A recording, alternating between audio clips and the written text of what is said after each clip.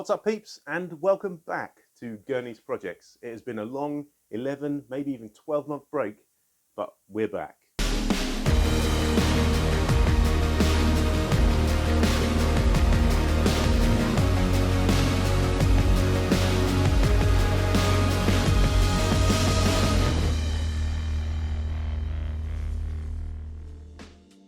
In front of me, I have a lovely resprayed motorcycle fuel tank from a BMW R65.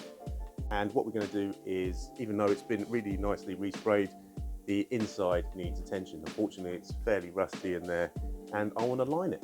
Now, I've never done this before, so I've been doing lots of research into it, and the cheapest, easiest way to do it seems to be to pour in distilled vinegar. This is a 22-litre tank, so quite a lot of vinegar into this tank, brim it. I'm going to have to leave it for a week because of, well, work, then come back to it. And when we've poured it out, you've got a short amount of time to rinse it. And then what I want to do is line it. Now, I'm going to try this stuff, 415 fuel tank sealer.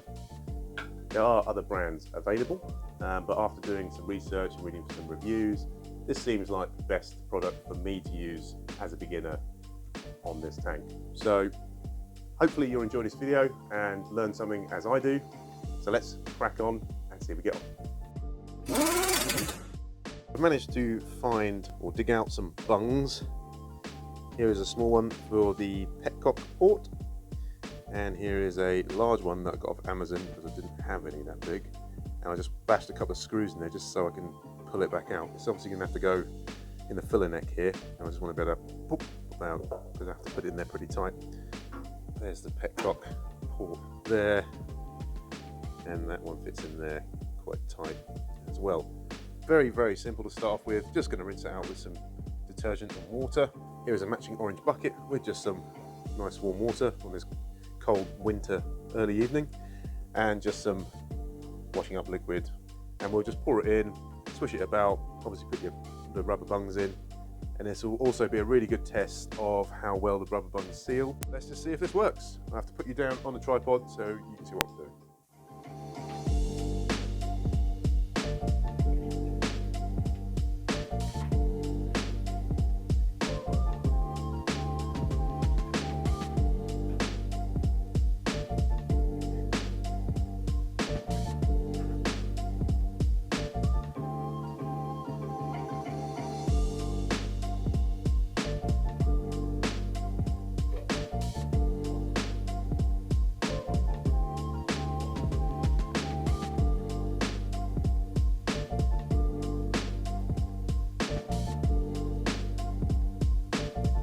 Good, no leaks, no nothing.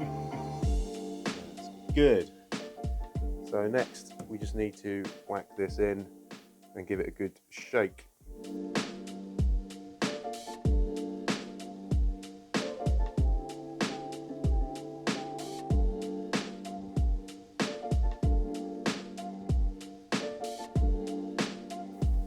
I want it to blow the cork out. See.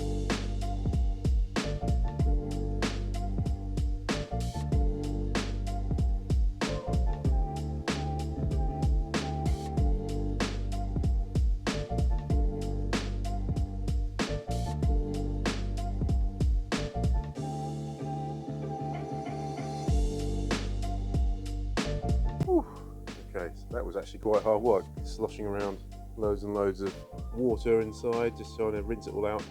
The vinegar doesn't really like detergent, so you've got to rinse it out as best you can. And this is what came out in the water, all the soap.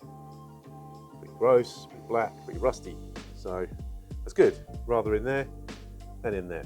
So let's give this a blowout with the airline, try and dry it off a bit more, and then we'll set up our blocks of wood to get our vinegar put in. A few moments later. I'm ready to go for the vinegar. So what I'm going to do is I'm going to get a larger tub to put the tank in, prop it on some wood upside down, so if anything does leak out, at least it won't go all over the place, and it will just fill up another tub with vinegar. The vinegar itself shouldn't damage the paint on here. Vinegar is only a very mild acid, hence why you have to leave it in here a few days for it to do its job. It will only attack the rust, it won't attack anything else. I will be popping in and checking on it periodically as well.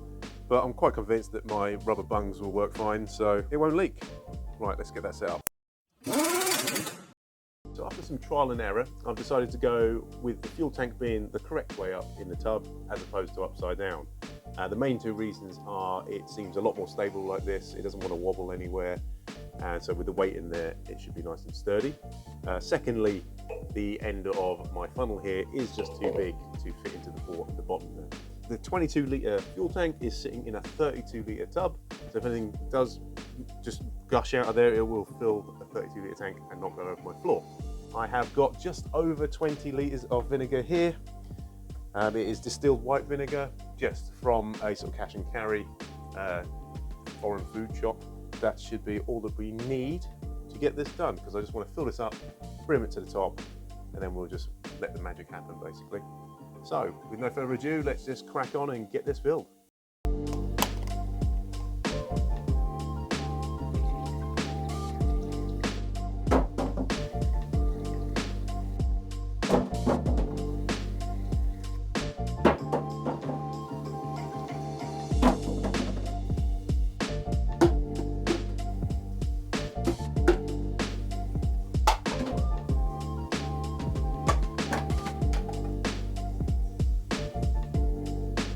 Filled right to the top, there.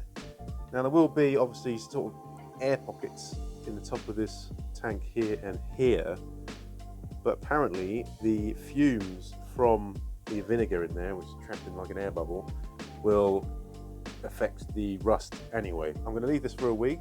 I will be checking it periodically, probably every day, just to sort of check on progress. I'm going to leave it open like this and just let it do its thing. If you're enjoying this video, please hit the like button below your screen and subscribe to the channel and hit that bell for more videos in the future. This is all free.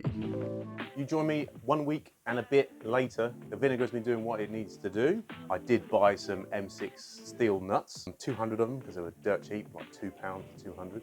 I poured them inside so I could give it a good shake around and get all the abrasive moving around in there and loosening up any rust that was been a bit stubborn. So I've done that a couple of times. So let's have a look inside and see what it looks like so far before we move on to the next stage, which is gonna be really intense. Right, so let's take a look inside here. Now, it's quite dark in there. This sort of scummy stuff around the filler neck, this just comes off with a brush. I'm not too worried about that because I can actually get that with some sort of abrasive, but you can see like the vinegar just takes it right off. So I'm not worried about that. The next stage, super intense. We've got to be nice and quick because we want to avoid getting flash rust inside our tank. So we've got 2 buckets here. I'm going to put 10 litres of warm water in each with baking soda. 1 cup per bucket. That'll mix up an alkaline and that will neutralise the acid effect the vinegar is having inside the tank. But basically what we need to do now is give this one last shake with the nuts inside, shake it all up and then dump out the vinegar. Then we've got to straight away pour in some alkaline solution, the baking soda and warm water. Obviously still with this corked up so it doesn't pour out everywhere. Just 10 litres, so half full, give it a good shake around, dump that out and then repeat that process again. Once we're done with the baking soda, I've got to get inside the tank and get those nuts out. So my plan is to use a magnet on a stick, which you can see is working. And that's literally just to poke in there and try and fish them out. I'll try and get all the nuts on this side of the tank and just fish it out. Once that's done, I've got to run it outside, run a tap through it and just rinse, rinse, rinse, rinse, rinse. It's nice and clear. And then we've got to use some alcohol. Just this stuff will do, just nice pure alcohol. And we're going to pour that in there, not the whole lot, but some in there, chuck it around, and that will help dry out the tank. We're then going to use my Mrs. hairdryer that she's kindly loaned to me, and we'll just blow some hot air through there. So I'll make sure I take out the other bung underneath so the air can pass through and out the other side. And while that's drying, I'm going to try and protect this with some paint masking stuff, just to try and protect the paint, because you do not want to get your 415 on your paintwork because it will wreck it. Let's crack on with that. Let's get these buckets filled up with some warm water, and then we'll put some baking soda in and get ready to rock.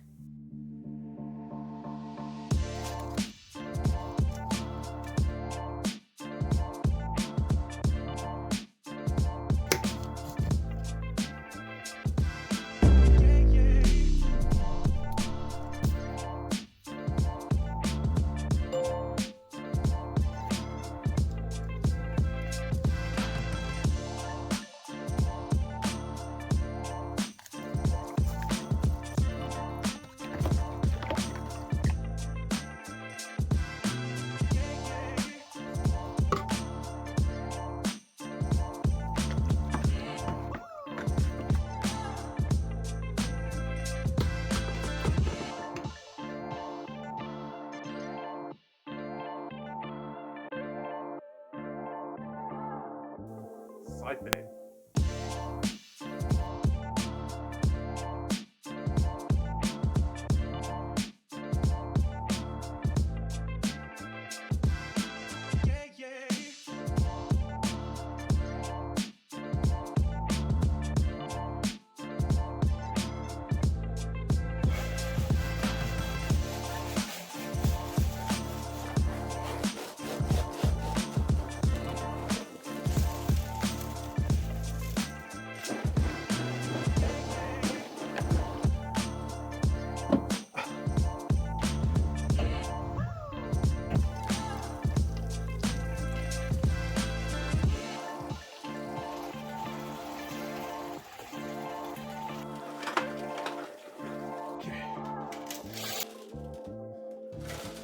Back in.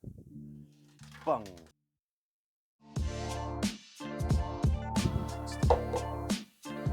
Hey.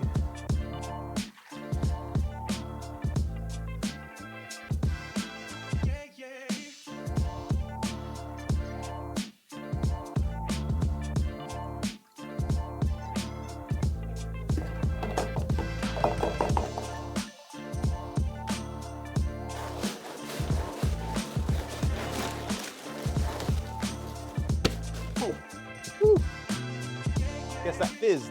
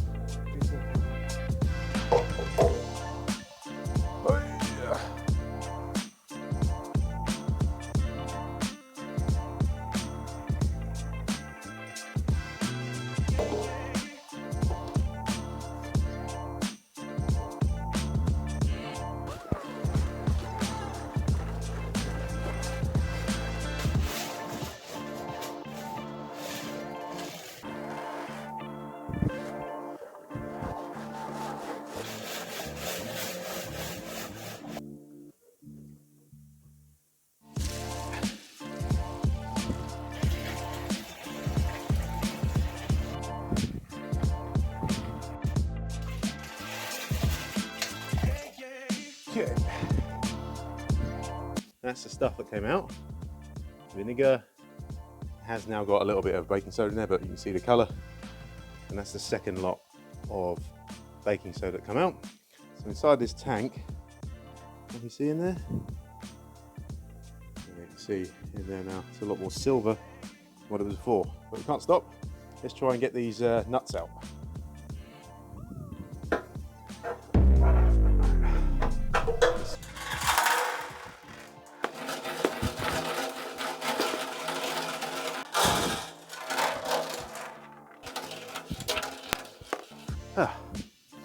Well, in the end, just need to shake them out. That's all right.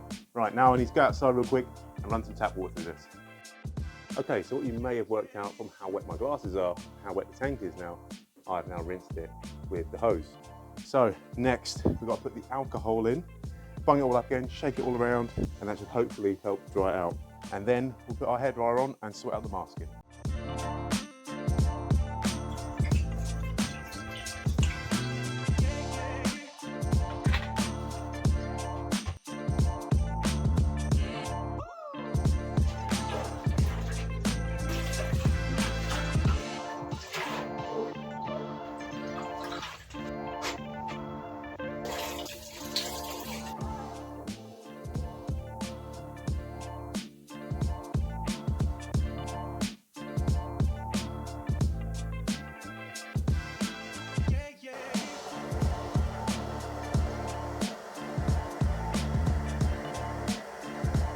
A few moments later. Can we see inside the tank? Come on. Well, trust me, it's pretty good in there.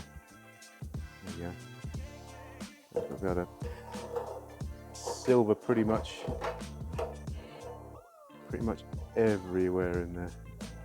So that vinegar's done a good job. A bit of flash rust already starting to come on this neck. Like I say, I'm not that worried about it because I can manually get to that and clean that off. Let's get this pour 15 in and finish this up. Right, and now for the crucial moment of putting the pour 15 sealer in. As you can see, I've protected as best as I can the top of the can with just some polythene and some masking tape. I'm fairly confident we can pour it straight in that hole without an issue. I've got it on angle like this, just so, because inside there's like a seam and a hump where it goes over the frame of the bike. So what I want to do is be able to pour it in there and let it sort of run down this way, and then I'll turn it around and do it that way, just so I can make sure I can get it all over this hump in the middle. That way it'll hopefully stick to itself while we're sort of rolling it around, and that's the plan. So let's get stirring this stuff up and pouring it in. Ooh.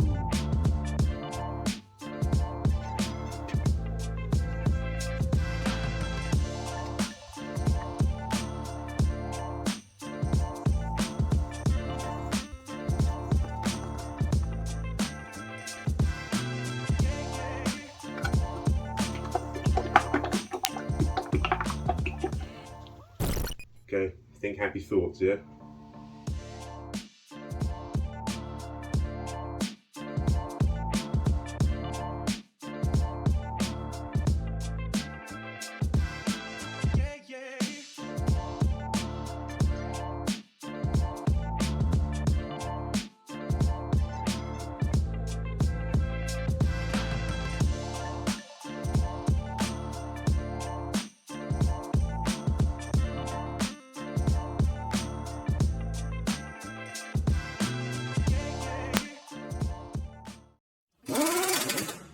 So very annoyingly, my camera just completely stopped as I was pouring in the pour 15. So now we're just going to swirl it around and just keep moving it about, and try and get everything coated.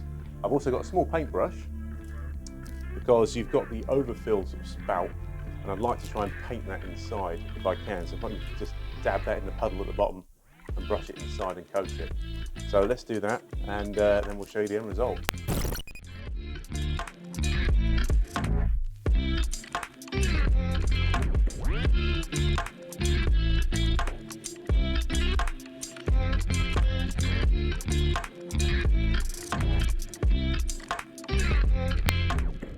A few moments later. So I've just about finished rolling this around. Now I've just set it back up on the stands here to drain out. Let's pop this out. Now those two cans, enough to 36 litre tank, more than enough. So we've just got to let that drain out. Can says to leave it for half an hour to dribble out. So that's what we'll do. And then I'm actually going to put this in the house and let it dry at room temperature as it explains on the direction. Don't know how my missus is going to feel about that because it might smell a little bit, but needs must, eh? So let's come back in 96 hours when hopefully this is all dried and the job is finished. You join me 96 hours and a few days after I poured in the pour 15 tank sealer, and I have to say I'm really happy with the results. Considering this is the first time me doing this, I think it worked out a treat. Now, if you're not going to use pour 15, you're going to use a different brand of sealer. It is very important that you follow the instructions on your sealer. It might not be 96 hours, it might be less, it might be more, and generally how you mix up stuff might be different. All I can say is that pour 15 has worked very well. Getting the nuts out inside that I was using as an abrasive, the magnet idea on a stick didn't really work. Surprise, surprise. It actually was easier just to shake them out of the bottom when all the liquid was coming out. So that was quite nice and easy in the end. Let's use the trusty torch and show you how it looks inside. Oh, and also I can show you how the sealer itself, the sort of texture of it once it's gone off, because I've got what flowed out of it in a tray. So I'll show you that too.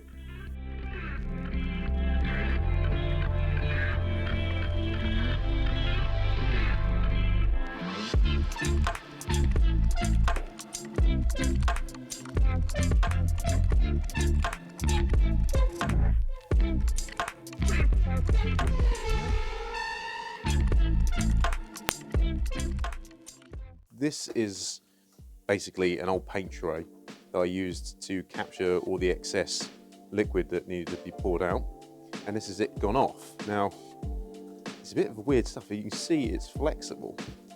It doesn't want to crack. It's well, maybe it does want to crack a little bit there, but it's not rock hard and rigid. You can tell it wants to flex, which is what you need, because when you get a warm tank in the sun, or sometimes with the build-up of vapor of fuel in there, the tank itself actually wants to flex. So this is why I picked the Core 15, because it does have quite a bit of flex in it compared to some other competitors where the epoxy goes rock hard. So quite weird, really. So basically that is inside the tank. Be a little bit careful as well. I did notice that as I was drying this out with a hairdryer, it was making the paint bubble ever so slightly, so be careful with your paint, please. And so there you have it. One BMW R65 fuel tank, which has been derusted and sealed here in my home garage. And that was pretty easy, right? It was definitely very sweaty if it wasn't easy.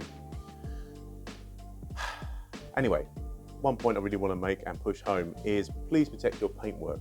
I did get one very small thumbprint sealer towards the back of the tank, and I had a bit of a panic moment, but I managed to T-cut and buff it out, and you'd never know it was there.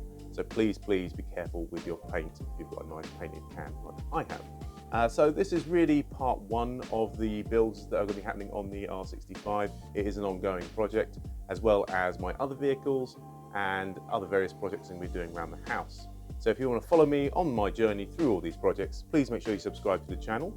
And if you've enjoyed this build in particular and this video in particular, please make sure you hit the thumbs up at the bottom of the screen and give us a like.